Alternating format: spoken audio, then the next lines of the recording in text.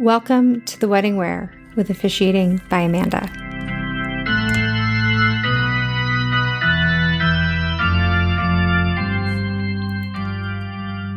The wedding wear, we froze to death.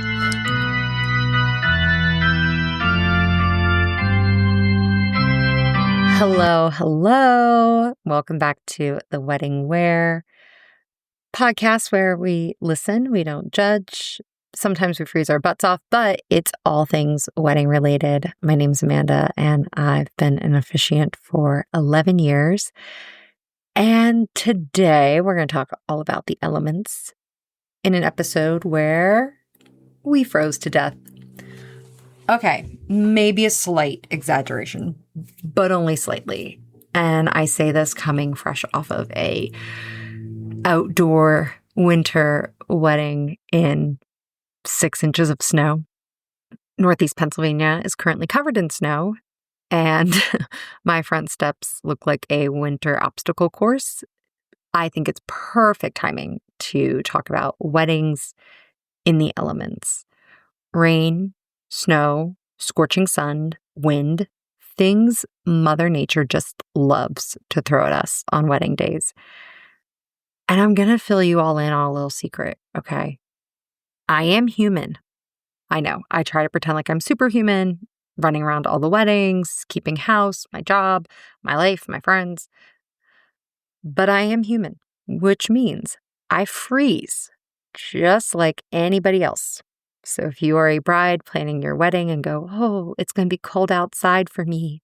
Yeah, it's also going to be cold outside for me and anyone else in your wedding who has to stand outside. I sweat like anyone else. And there have been times where I've done weddings and did a sniff and, gosh, really hoped that no one else could smell me. I have done weddings and become sunburnt and soaked and wind whipped and frozen and nearly melted, all in the name of your love.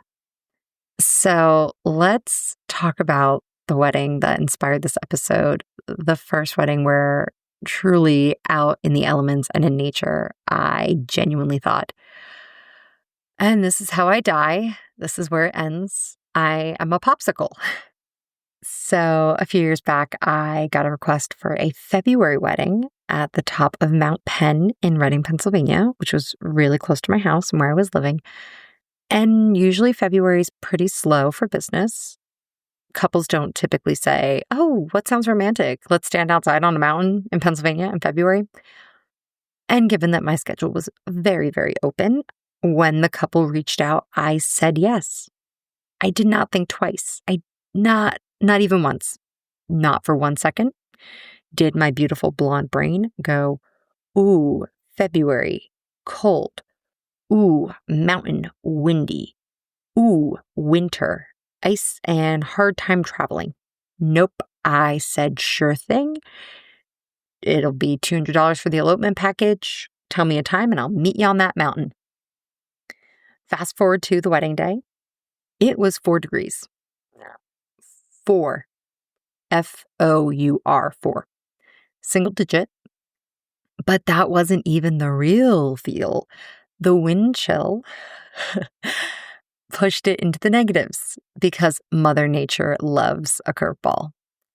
But wait, there's more. There was fresh snow on the ground, which made getting up the mountain, if you've never been to Mount Penn, highly recommend you try it out. It's a tough drive. There are times I didn't think my car would be able to get up there. And I had my old car at the time, my Volvo, good old Brunhilde. Going up the steep hill to the top of Mount Penn, it was like playing Mario Kart on ice level. It was rough. So when I get there, I'm bundled up like the Michelin Man, and I was in my car waiting until start time. But then I'm a punctual Patty, okay? Like if it's time to start, especially on a cold day like that, we're starting. And I see the couple, and they definitely are not dressed for the weather. So all the more reason that we're going to make this happen quick. I get out of my car, I go up, and I'm like, hey, are we ready to go? Nope. There is a car full of bridesmaids who were driving and got lost on the mountain that's icy and snowy and curvy and windy. And this was back in the day before I had clauses about how long I wait and who I wait for and under which conditions I wait. But I waited, and the couple waited, and we were popsicles, and I took every excuse I could to go back near the car, to the car. As I said, it was an older car, so she wasn't really good at the start and run for 2 minutes and then turn her off and then start and run for 2 minutes. So I just would go sit in to suck up whatever bit of warmth I could on the negative feeling day. Signed all the paperwork, even typed up the review, the please submit a review email, got that scheduled. We waited. I could feel my hair freezing, and it was dry hair too, but that's how cold it was. That 10-minute ceremony I had prepared, absolutely not. Absolutely not. Not with the wind whipping. Nope, nope, nope, nope, nope. I cut that down to 4 minutes. As soon as bridesmaid got there, I was like, cool, we're doing this. We started off. It was like love, marriage, forever, happiness. Do you? Do you? Yep. Do you? Do you have rings?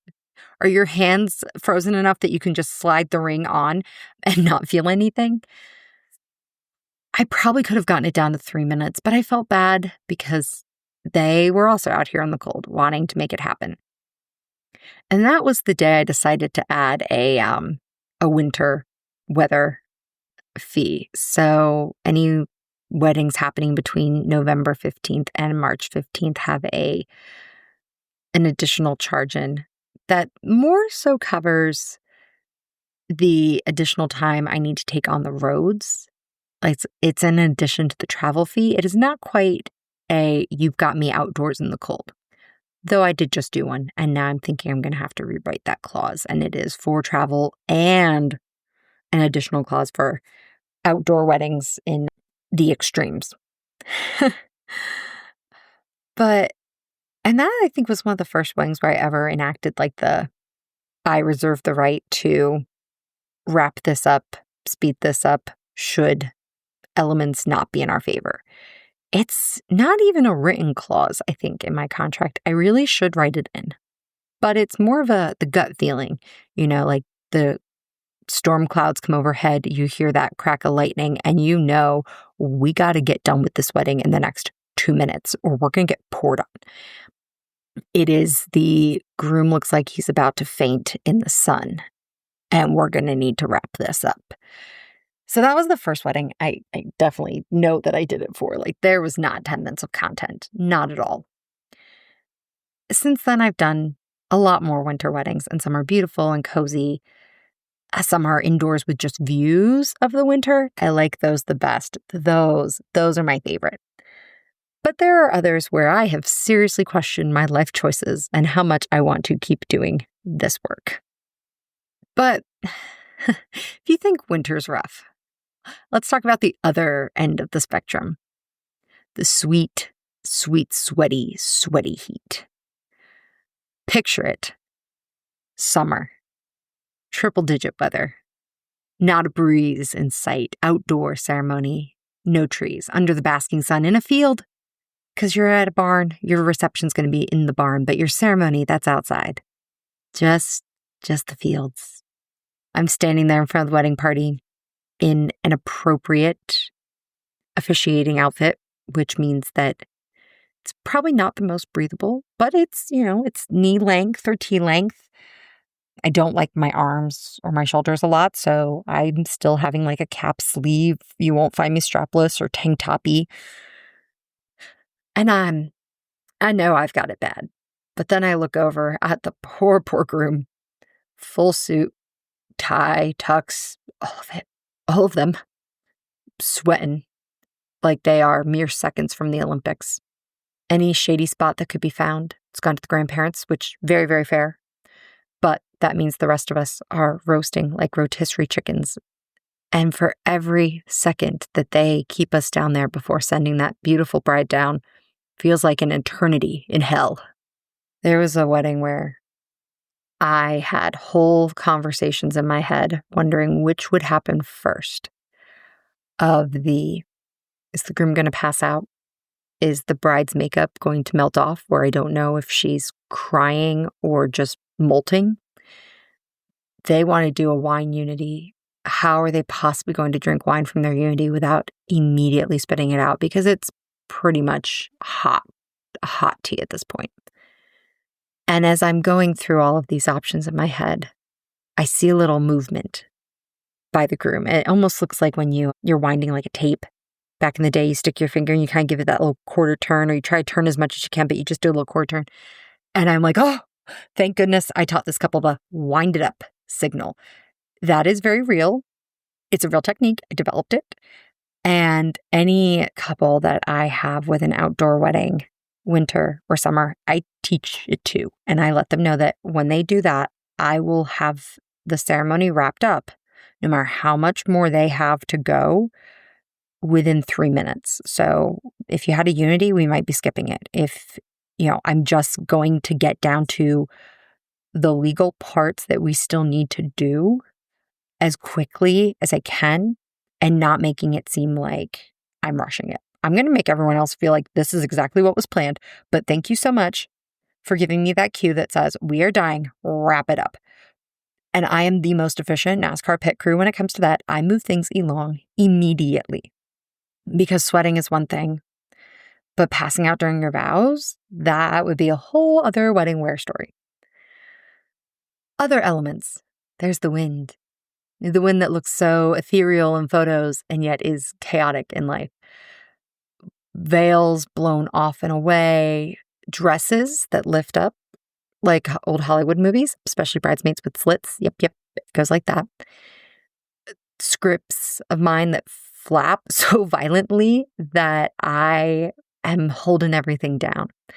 Wind that is so loud that I can't speak. Like the words I know are not projecting out. They're just getting whipped away. There have been days where I've had to brace myself, yell very loudly to project. Wind has no mercy, especially if and when it is coupled with rain. The rain that just pours. It transforms any plans. Oh, photo locations become swamps. Couples really, really have to pivot and figure out if they're going to laugh about this or if they're going to cry about this.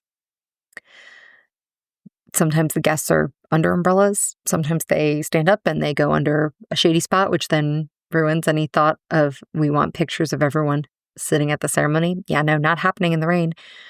I had one wedding where in the span of 7 minutes, I went from completely dry to soaked. I had a time where I used to print off my scripts and it rained so bad and so quick that I couldn't even hold the paper anymore. So I'm like, let me just freeball this and go for it. Being an officiant in the rain, if I had to take any of the weather situations, it's that. Because the other ones, I'm just a no. Like the hot, the cold, the wind. Yeah, I'll take the rain. I will pick the rain. Weather happens. So if there's any advice I can give from the takeaway, weather is unpredictable. It does not care about your wedding or your timeline. A wedding does not RSVP. You should hope for the best, but prepare for the worst. Make some backup plans. Think about what you would do in these weather scenarios. And just the most common ones, like I don't need you to plan for a hurricane. Like that's the wrath of God. I want you thinking about cold. And if it's too cold, especially for the elderly, bridal party members, people that have to stand there and can't be nestled under blankets, people that have to look nice for pictures and can't be putting on jackets. The heat. I'm not recommending that grooms get married in like cut off shirts, but maybe something can be done that they aren't in a 5-piece tuxedo. Just saying. The wind, any sort of indoor option, any sort. The rain, the snow, active snowing or recent snowing, humidity, sticky swamp butt and mess. As you think about your wedding, if any of these could apply, I beg you to have a plan. Or, in the words of friends, at least a plat. Have umbrellas or blankets. You can sell them off afterwards. Have shade if you can, and acknowledge who might be in the shade or first priority for shade. Have an indoor location as a backup, even if everyone's not going to fit, because I guarantee you, if it is like icy and snowy out, not everyone's going to make it. Just the facts. Work with me. I want the signals. I want to create the signals with you. Let's acknowledge that 15 minutes might be 10 minutes too much if all of the elements are against us.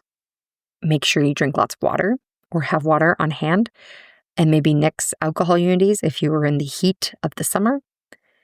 Be flexible. Your day is still going to be beautiful, but you want to make sure that you don't have to end up in the hospital afterwards with extreme frostbite or with heat stroke. Yeah. So that is the wedding where I almost froze to death, and some wild wedding adventures that followed. I will go do these weddings. I will freeze for you. I will sweat for you. I will get rained on and windswept and sunburned and snow blasted, and I will drive the icy conditions. But please, for the love of cozy indoor ceremonies with beautiful windows that you could look out or have your pictures taken outside and it's just you impacted, plan. Thank you so much for tuning in for this episode. Next week, we have Jocelyn, who is the owner of Danny May Photography, as well as, I believe it's Danny Risque, which is boudoir photos. She's phenomenal. I speak from both vendor experience working alongside her at weddings, as well as her being the photographer for my wedding. She's going to give us a whole bunch of inside scoops on her perspective as a wedding photographer, as well as a very fun The Wedding Wear. And that'll get us through the holidays. So a nice little Christmas gift for everyone. What are you doing for the holidays? Do you actually have any holiday weddings? I have one for New Year's Eve. It's my second ever New Year's Eve. And I have a few couples who've asked about Christmas or Christmas Eve weddings. And I've let them know I kind of want to stay close to my family and where we're going to be. So, hit me up if you're wanting to be in the Poconos area. But if not, I'm going to take a pass on that just for the season. And yeah, we'll do that to wrap the year. Early January, we're going to have a year in review from the officiating business, not from the podcast. That'll be a little later in January.